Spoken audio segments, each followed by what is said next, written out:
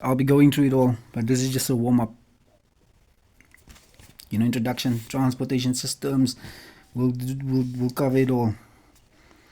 Pedestrian transport, road transport, rail transport, air transport, and water transport. We'll discuss the different.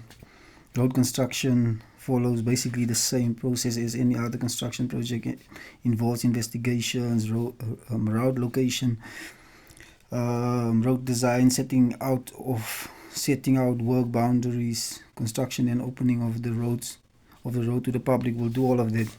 We'll do all this. The desk study, preliminary investigations, and detailed investigations. There's the final location of the road. Before the final location of the road is fixed, we'll go over all that. The preliminary studies, investigations, how they do it, detailed investigations. Then we'll go over route location, road designs, cross-sectional elements in road design, stuff like the design speed, side distance, stopping, braking distance, vertical alignment, horizontal alignment, intersections, and pavement thickness. So we'll go through all of that, see what's important. The following are considered essential. What type of equipment or plants you will need: bulldozers, compactors, excavators, road graders, trucks, all those things. Road terminology, all those, the needed terminology to understand road design and stuff like that. We'll go over that. The arterial highway, freeway, expressway, dual carriageway road, service road, roadbed, median road, reserve. We'll go over all of that. We'll go over the classification of roads, like the different types of roads: national roads, arterial roads, distributors, local distributors, access roads. We'll go over all that. Earthworks, we'll go over a bit of that. Like, this is just a sketch of the different roads, primary road, arterial, distribution, local distribution, access roads. We'll go over all of that, and we'll continue, see how far we go, how far we get. Pavement construction, we'll do pavement construction as well. We'll go over a bit of pavement construction. We'll cover the different